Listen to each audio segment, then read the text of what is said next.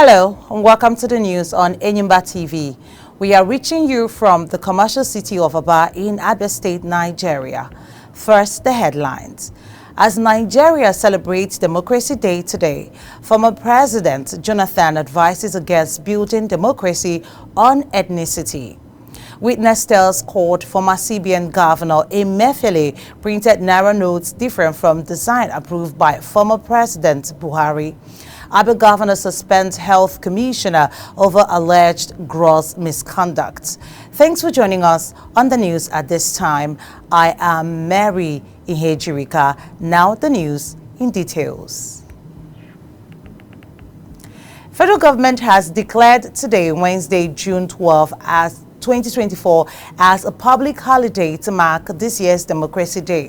Minister of Interior Olubunmi Tunji-Ojo, who made the declaration on behalf of the federal government, congratulated Nigerians on the occasion while urging Nigerians to remain steadfast on the tenets of democratic governance. Tunji-Ojo reiterated President Tinubu's commitment to positive reforms to revive the nation's economy and enhance security. The minister called on Nigerians and friends of Nigeria to appreciate the progress that has been made and look forward to a better future for Nigeria's democracy. Meanwhile, President Bola Tinubu had, in a broadcast earlier this morning, addressed the nation in commemoration of the nation's Democracy Day.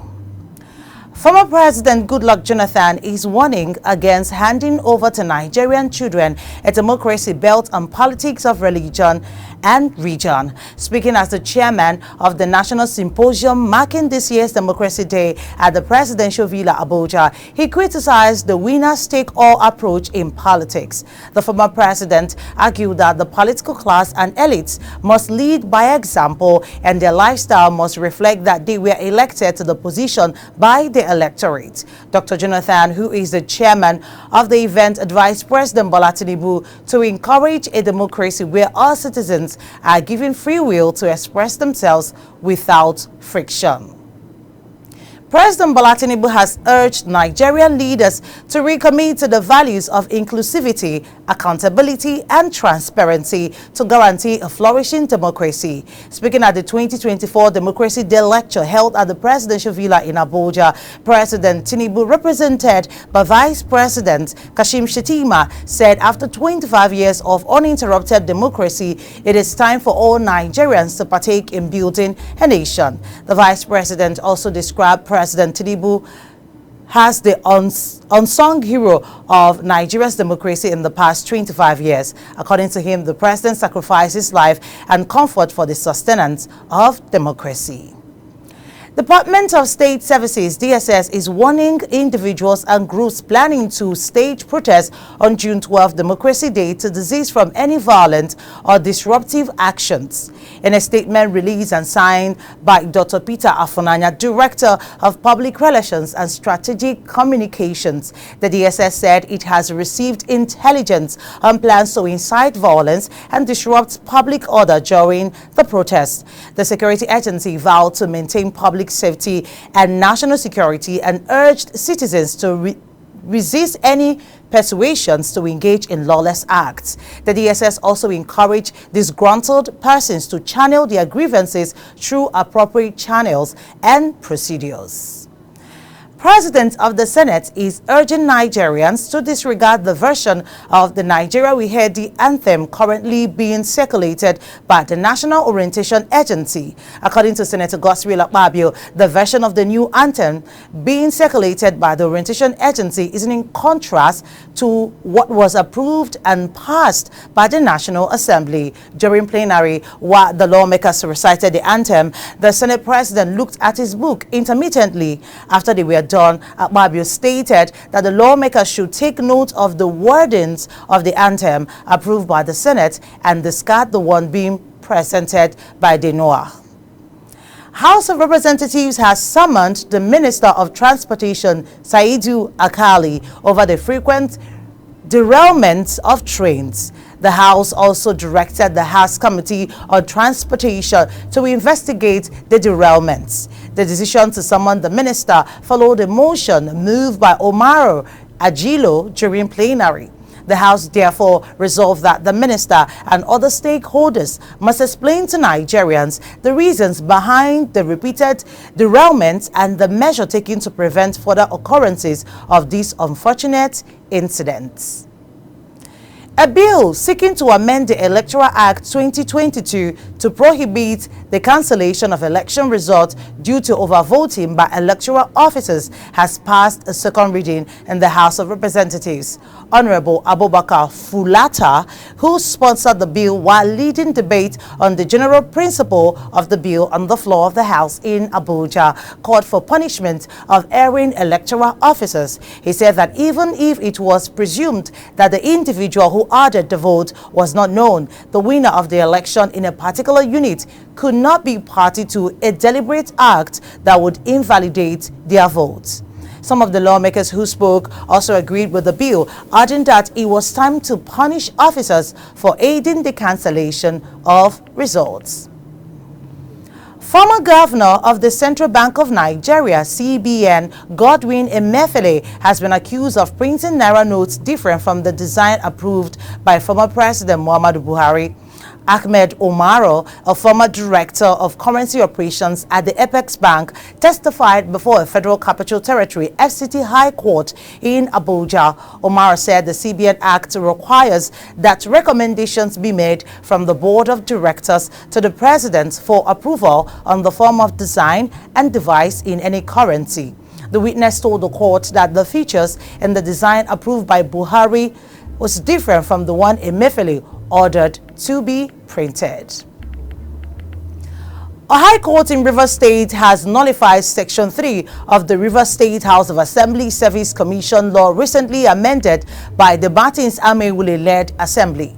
The amendment, which was recently enacted after the Assembly vetoed Governor Siminalayi Fubara, transferred the power to appoint the chairman and members of the commission from the governor to the Speaker of the House. Concerned about the significant change, the Association of Legal, Legislative, Drafting and Advocacy Practitioners, a non-governmental organization, NGO, initiated a legal action to seek the court's interpretation of the amendment in line with the Nigerian Constitution. Delivering the judgment, the judge clarified that the Nigerian Constitution grants the exclusive right to appoint members of boards, commissions, and institutions, including the State Assembly Service Commission, to the executive governors of the states.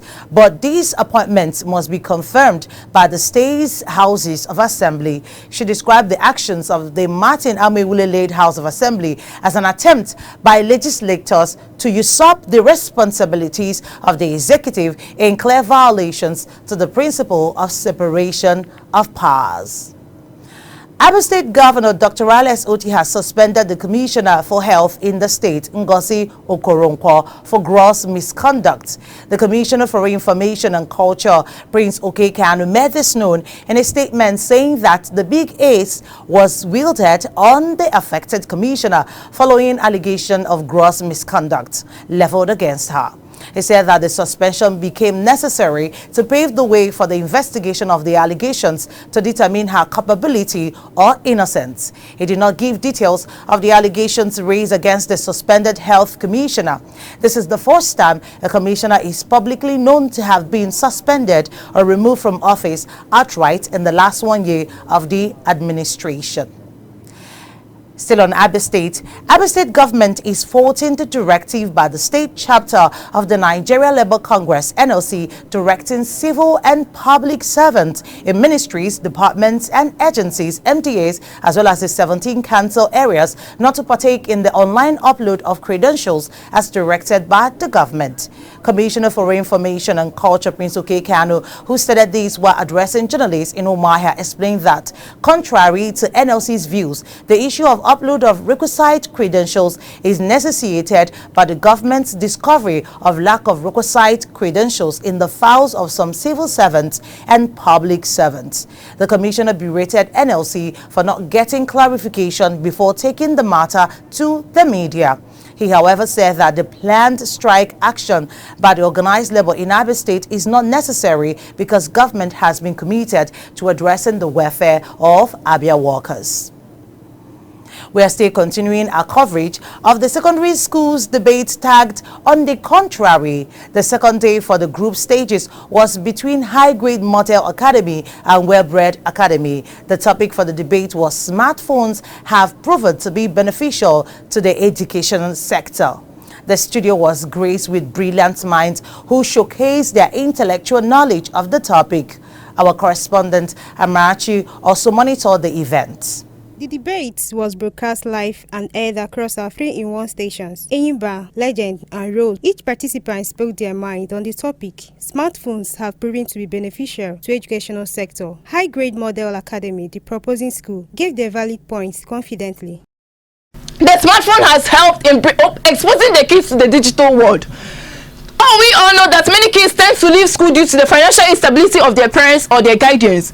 Many hasn't gotten the opportunity to get sponsors who are going to send them to school, thereby exposing them to the huge world of rape, kidnap, bank robbery, etc. And the worst of them all, prostitution, which has been the order of the day.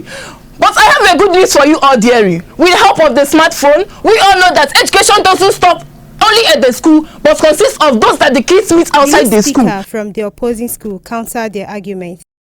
For instance, if you ask a student to choose between a smartphone and a textbook, you will find out that the child will choose a smartphone over the textbook. The child will say you can get a textbook from a smartphone but can't get a smartphone from a textbook, ignorant of the fact that as a teenager or as a student, the major necessity is the maturity of the mind and not the Android version of an Android phone. My opponent might say she can control the way she uses her cell or smartphone, but I put it to you that the result will be that of the grasshopper in an Igbo adage, rejoicing while burning, thinking it was producing oil.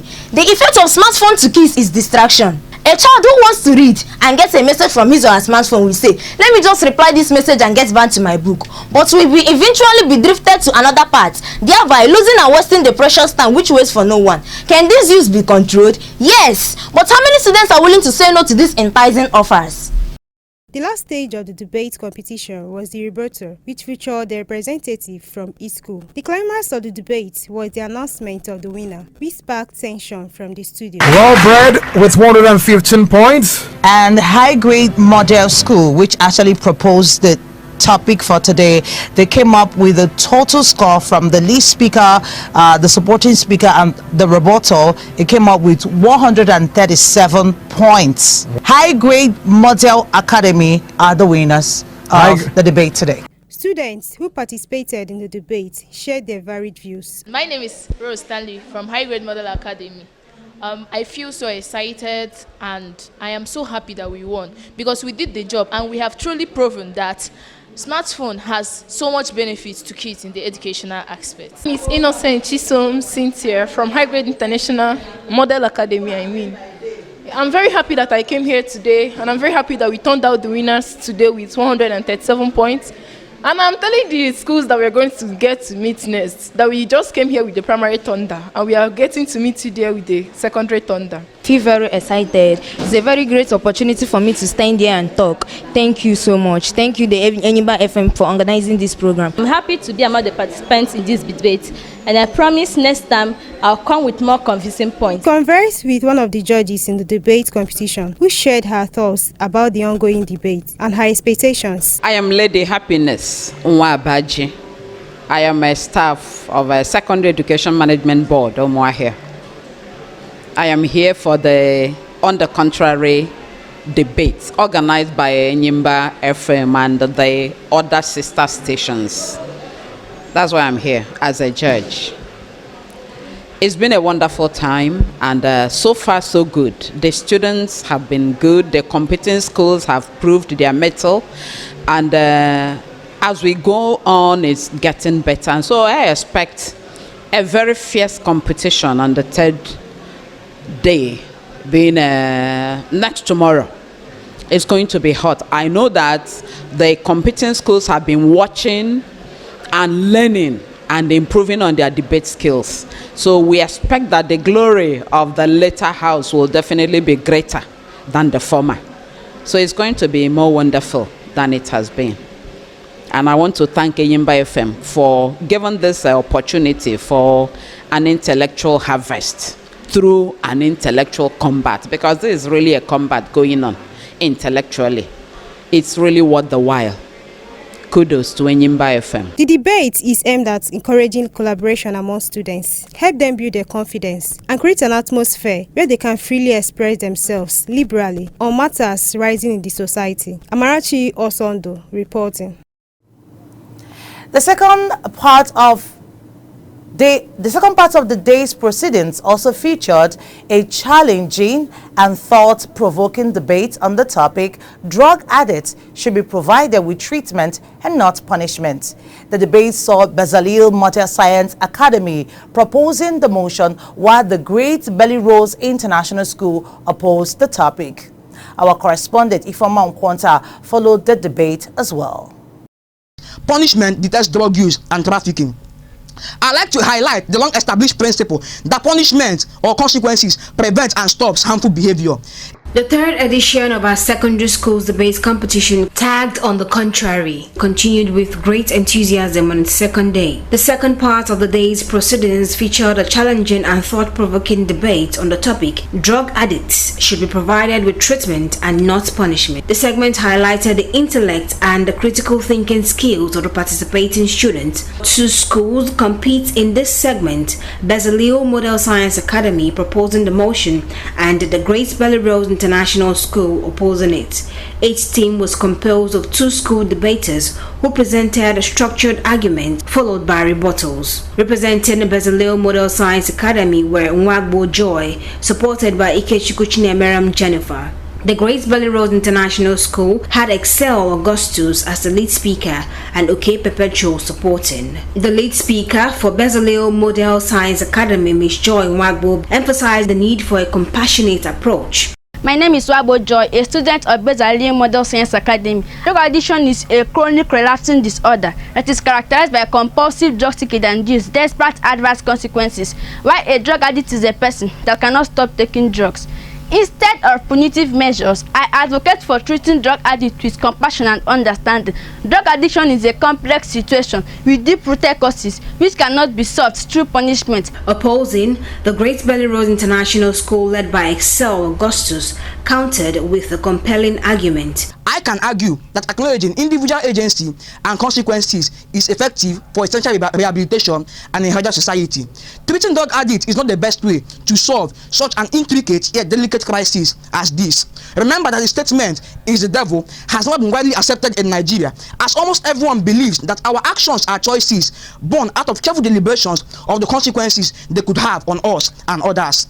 Drug addiction is a complex and serious problem that affects millions of people all over the world. Punishing drug addicts does nothing to solve the issue that led to the addiction. Instead, you should provide them with access to medical and mental health programs, along with the resources that can help them to overcome the addiction and recover from it. After a brief intermission, Bezalel Model Science Academy scored a total of 127 points, while the Great Belly Rose International School scored 136 points, advancing to the next round. The second part of the second day of our third edition of the secondary school debate competition was a resounding success. The young debaters sparked important conversations on a critical social issue. As the competition progresses, it is clear that these young minds are well equipped to tackle pressing issues with thoughtfulness and conviction. Ifeoma Nkwonta reporting. You are watching Enyimba TV News. After the short break, the news continues with foreign, business and sports updates. Please stay tuned. We'll be right back.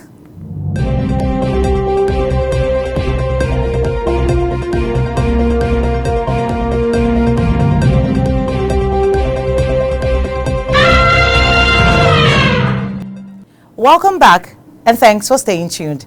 Now the news continues. We begin with foreign. A jury found Hunter Biden guilty of federal gun charges in the historic first criminal prosecution of the child of a sitting U.S. president.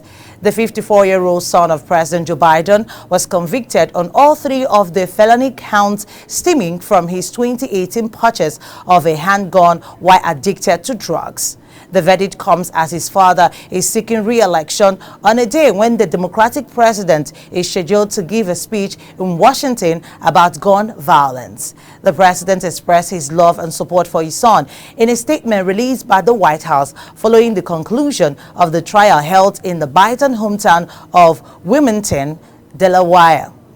Hunter Biden could face up to 25 years in prison, although as a first-time offender, jail time is unlikely. And on business, Aliko Dangote, Africa's richest person, says due to a minor delay, petrol supply from the Dangote petroleum refinery would commence in July. Dangote spoke during the inauguration of the Dangote Sinotruck West Africa's completely knocked down CKD plant in Lagos. On May 18, Dangote said from this month, the refinery would begin producing petrol, adding that Nigeria would not have to import the product again. Providing updates, Dangote said the refinery should begin supplying petrol to the downstream market by July 15. And finally, from sports, Guild of Sports Editors in Nigeria has expressed deep concern over the Super Eagles' dismal performance in the 2026 FIFA World Cup qualifiers and called for the implementation of drastic measures by the Nigeria Football Federation, NFF. The body, which comprises all the managers of sports departments in the country's major media organizations, said it viewed with dismay the poor performance of the Super Eagles in the ongoing qualifying series for the World Cup, adding that it is unacceptable that Nigeria is struggling in 5th position in a group that comprises Lesotho, Rwanda, Benin Republic, Zimbabwe, and South Africa. Rising from a meeting, the Guild said that although the situation in Group C looks irredeemable after 4 games, Nigeria could still qualify for the World Cup if the NFF puts its house in order.